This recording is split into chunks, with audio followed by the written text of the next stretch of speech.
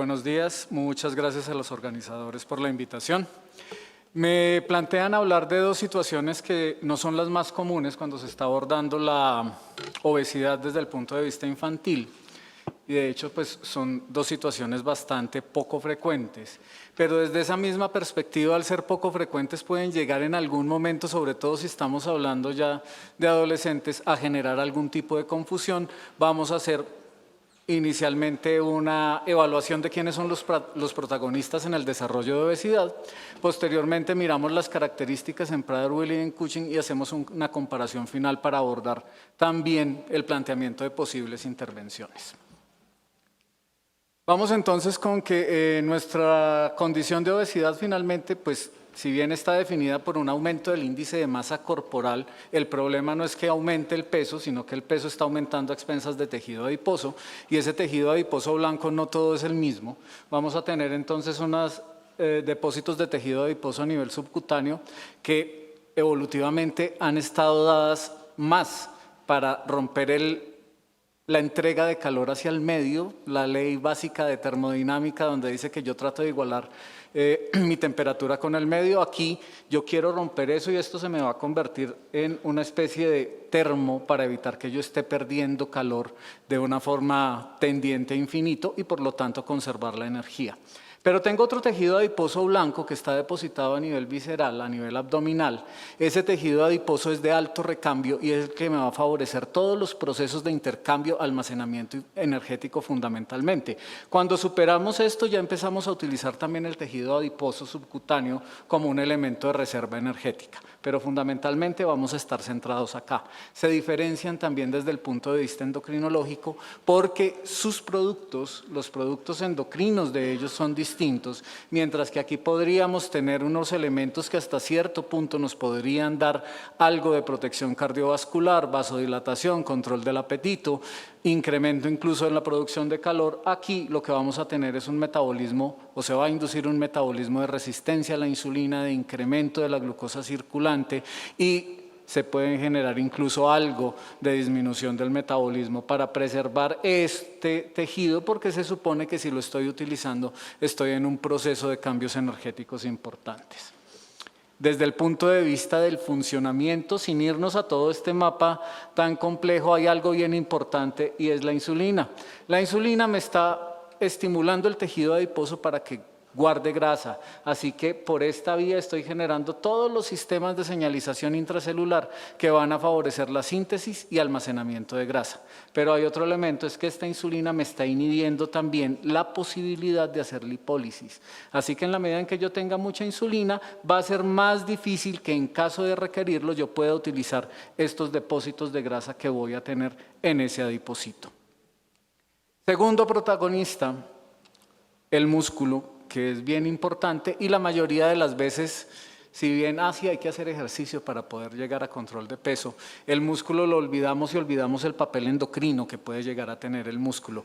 El músculo se está comunicando con el tejido adiposo y en la medida en que yo estoy generando una actividad muscular importante, estoy generando algo de biogénesis mitocondrial en algunas de estas fibras y eso me va a generar una señalización hacia el tejido adiposo y puede hacer que este tejido adiposo blanco me genere algunas mitocondrias, haga algún tipo de cambios, unas transdiferenciaciones de algunas de estas células que incluso pueden llegar a generar producción de calor y armonizarme todo el proceso metabólico que tengo. Las vías de señalización son bien importantes, pero más que eso hay que tener en cuenta el papel del músculo, la transdiferenciación hacia fibras que energéticamente sean mucho más favorables y el estímulo que va a generar también muy similar en espejo que se va a presentar en el tejido adiposo. Y con eso logramos conseguir balance. El ejercicio agudamente no nos va a servir para mucho. El ejercicio sirve crónicamente en la medida en que yo estoy generando esta comunicación entre tejido adiposo y músculo. Obviamente tengo que tener un sustrato muscular adecuado. En caso de que eso no esté presente, pues simplemente no voy a lograr absolutamente nada. A partir de allí voy a generar también una optimización de todos los procesos metabólicos, tanto a nivel hepático como pancreático, garantizando un mejor metabolismo de carbohidratos. Vamos a tener un impacto favorable en hueso y vamos a tener un impacto favorable también desde la disminución de riesgo cardiovascular. Finalmente, cuando hablamos de esa transdiferenciación de algunas células de ese tejido adiposo blanco, entramos en ese nuevo universo que es el tejido adiposo bright. No es tejido adiposo pardo, no es tejido adiposo blanco, es un intermedio entre ellos donde yo estoy generando alguna generación o a la aparición de algunas mitocondrias dependiendo de la señalización que estoy recibiendo desde ese músculo. Con ese panorama, entonces ya entramos a ver que la obesidad, pues sí, fundamentalmente va a estar dada por un desbalance entre la ingesta y el gasto. Y cuando estamos abordando ya los pacientes con síndrome de Prader-Willi, pues ya tenemos muy claro que la ingesta va a estar definitivamente incrementada. Pero lo que a veces tienden algunas personas que no están tratando este grupo de pacientes en un grupo interdisciplinario, es quedarse pensando que el problema es solo de ingesta. Sí, es un problema muy grave que definitivamente tendremos que manejar, pero es que el gasto energético también lo tenemos que movilizar y como nos mencionaban en la conferencia anterior, el metabolismo basal va a estar disminuido por todos los cambios que vamos a tener. El gasto energético va a tener 3 componentes. Uno, la actividad física y nuevamente la actividad física es importante a largo plazo, pero no agudamente. Esto nos está pesando más o menos 20-25% máximo del gasto energético diario. Dentro de la ecuación tenemos un 70-75% acá, por lo tanto no va a ser tan relevante, o por lo menos no va a ser tan económicamente efectivo intervenir sobre la porción de la ecuación que menos peso tiene cuando deberíamos estar incrementando o hacer las intervenciones sobre el punto más grande de la ecuación en este balance energético. El metabolismo basal, que es toda la energía que estamos consumiendo de base manteniéndonos vivos, pues va a depender de varias cosas. Uno, la capacidad de producción de calor y dos, que tenga un músculo funcional. El músculo, aunque yo no esté en actividad física, si tengo un músculo funcional que he venido trabajando, que ha venido funcionando, que está adecuadamente estimulado desde el punto de vista de la señalización en toda la economía orgánica, es un músculo que está gastando energía en reposo y que nos está favoreciendo este incremento del metabolismo basal. Y en la medida en que optimice también los mecanismos de producción de calor, que tenga más tejido adiposo blanco transdiferenciado a bright, pues muy probablemente también estoy incidiendo en esta parte de la ecuación. Y el otro, a nivel hipotalámico, hay una parte que a veces que tiene unos elementos de confusión. Para algunos autores, este componente, el efecto dinámico específico, tiene que ver con la energía que yo gasto en hacer la digestión para obtener los nutrientes de los alimentos. Pero el asunto fue mucho más allá y en realidad estoy hablando es que algunos, que el hecho de estar consumiendo alimentos, de estar en ese proceso de ingesta, me está estimulando el hipotálamo para que se vaya hasta acá y me estimule la producción de calor. Además de los elementos asociados que en el hipotálamo vamos a tener para el control de la ingesta. Así que desde esta perspectiva, con este efecto dinámico, no pesa tanto, más o menos el 10%, pero sí me está hablando de una funcionalidad importante desde el punto de vista de la función hipotalámica en el control de la ingesta. Y aquí ya viendo lo que es el hipotálamo, pues solamente para recordar los 2 puntos fundamentales, y es que estamos recibiendo toda la señalización, tanto desde el punto de vista ambiental como desde el punto de vista de nuestra fisiología y de qué está pasando con la reserva energética y de qué tanta energía estoy ingiriendo. Y voy a tener 2 núcleos importantes, uno relacionado con el hambre y otro relacionado con la saciedad. La propiomelaanocortina y el transcripto de reverso de cocaína-anfetamina son las vías principales de señalización para saciedad, pero no solo para saciedad y disminución de la ingesta de alimento. El elemento importante que tenemos acá es que también me está generando un incremento en la producción de calor que está asociado a estos procesos de ingesta. Así que estoy definitivamente haciendo un balance positivo en la positivo desde el punto de vista terapéutico, que yo tenga un adecuado funcionamiento de esta vía.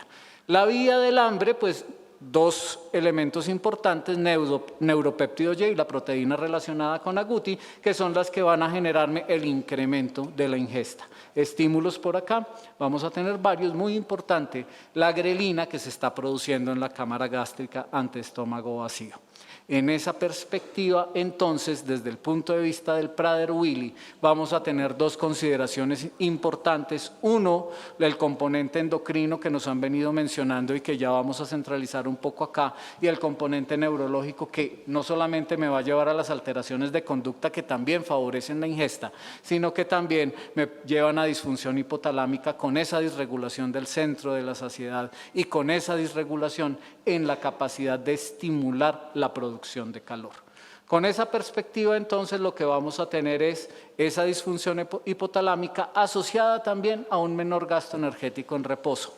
¿Y por qué este menor gasto energético? Porque ya tenemos claro, después de todo lo que hemos venido hablando en la mañana de hoy, que vamos a tener menos músculo por toda la influencia de estas hormonas que están disminuidas y por lo tanto, si no tengo músculo suficiente, pues el gasto energético de reposo también se va a ver disminuido. Si tengo alteraciones adicionales en función tiroidea, estas también están relacionadas con el proceso de producción de calor y vamos a generar entonces una mayor ganancia de peso.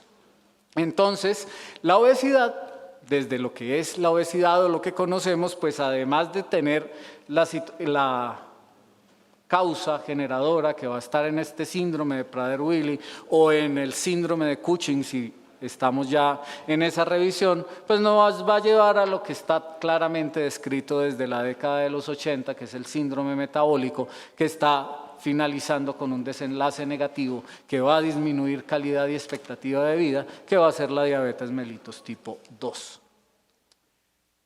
La disfunción hipotalámica me va a llevar a una disfunción endocrina desde ese eje hipotálamo hipoficiario, siendo lo más importante el déficit de hormona de crecimiento. Ese déficit de hormona de crecimiento, que es la situación más importante dentro de todo el espectro endocrino que se puede presentar porque es la más constante. Estas no necesariamente están todas presentes, pero la que definitivamente va a tener una mayor prevalencia va a ser el déficit de hormona de crecimiento, pues me va a impactar en todos los aspectos somatotrópicos, músculo, hueso, vamos a tener alteraciones de densidad mineral ósea, pero sobre todo es un importante elemento que va a tener que ver con el estímulo de la generación, crecimiento del músculo.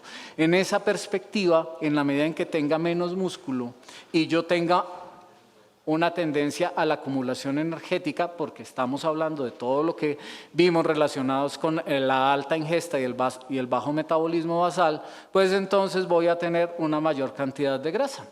Y en esa mayor cantidad de grasa, con poco músculo, pues ya estamos en un problema de composición corporal. Y esta composición corporal ya también está claramente descrito el balance músculo-tejido adiposo. En la medida en que el tejido adiposo predomine, pues entramos en un círculo vicioso que nos va a hacer progresivamente ganar y acumular mucha más energía, por ende más tejido adiposo, y cada vez vamos a tener menos músculo proporcional a la cantidad de tejido adiposo y por ende la sarcopenia va a ser mucho más patológica. El hipotiroidismo, que tiene que ver entonces también con esa regulación energética, y el menos frecuente, pero que siempre hay que revisar, que tiene que ver con la insuficiencia suprarrenal a nivel central. Aquí hay un elemento que nos alcanza a tocar en metabolismo, que ya vamos a revisar, y tiene que ver con la hormona que va desde el hipotálamo hasta la hipófisis para estimular el eje. Cuando ella está disminuida, esa hormona también está participando en el centro de saciedad y por lo tanto es otro elemento que vamos a tener, disminuyendo la capacidad de saciedad y disminuyendo el estímulo para la producción de calor. Con este panorama y desde esta perspectiva vemos que la hormona del crecimiento en todo este discurso ha estado centrada en estímulo para el músculo. Cuando yo estoy planteando mis objetivos terapéuticos en este grupo de pacientes, realmente el objetivo terapéutico cuando estoy dando suplencia de hormona de crecimiento no va a estar dado hacia la ganancia de talla. El objetivo terapéutico relacionado con el suministro de hormona de crecimiento va a estar dado fundamentalmente para garantizar una adecuada composición corporal que me cambie todo ese panorama de la ecuación que venimos revisando. Por lo tanto, no habría ninguna indicación de suspensión de hormona de crecimiento, a no ser que haya efectos adversos claros en los adolescentes que alcanzan la edad adulta y que dicen ya alcanzó talla, ya cerró epífisis, no va a haber más crecimiento. Ese no era el objetivo de la terapéutica. El objetivo de la terapéutica es fundamentalmente metabólico. Ahora, todo ese panorama pues va a estar dado por todo el espectro que dijimos ahora en general que se está dando. Entonces vamos a tener la hiperfagia, el incremento del peso corporal. En cuanto a la grelina que es la hormona que se está generando en el estómago y que está dando señal de estómago vacío, de inducir la ingesta, que va a estimular esa vía del hambre, neuropéptido y agouti, está muy elevada. Curiosamente, si bien esto genera hambre y estímulo para la búsqueda de alimento, hay que tener en cuenta que este mismo panorama se está presentando desde el nacimiento y que estos niños al inicio van a tener una baja ingesta y van a estar hiporéxicos. Y el mecanismo es el mismo. Resulta que como todas estas hormonas que estamos revisando acá, hay un problema relacionado con la maduración de la hormona. Las prohormonas no se alcanzan a madurar, no se realizan las escisiones que se requieren para el funcionamiento normal de la hormona y vamos a tener niveles altos pero que la hacen disfuncional. Y por eso inicialmente vamos a tener una baja ingesta y es parte de este panorama el que lleva a la disminución del apetito. Posteriormente, esto se está incrementando tanto que a pesar de que la hormona tenga una estructura defectuosa para la asociación con su receptor, hay tanta que va a ser suficiente para generar un estímulo adecuado para generar esas situaciones de hambre. Los otros elementos que van a estar también con problemas desde el punto de vista de maduración, de obtener una hormona madura estructuralmente, van a ser el CART, que dijimos que es el transcripto reverso de cocaína anfetamina, que por esta vía nos está llevando entonces también a una disfunción de toda esa vía de saciedad y del estímulo para la producción de calor. Si vemos, tenemos casi todos los ejes comprometidos, si bien agouti y neuropéptido Y tienen los problemas, estas sí, sus estructuras alternas, alcanzan a ser suficientes para generar ese estímulo de hambre y de disminución de la capacidad de saciarse. Entonces, ese es el panorama general en Prader-Willi. Son niños que, como se ha venido hablando, nos están llegando muchas veces en adolescencia para diagnósticos tardíos con una obesidad global. Se descartan todas las características o todas las situaciones comunes para la evaluación o que se hacen en la evaluación de obesidad en el paciente pediátrico y llegamos a que definitivamente no obedece a ese tipo de etiología y empezamos a pensar entonces en las cosas más raras.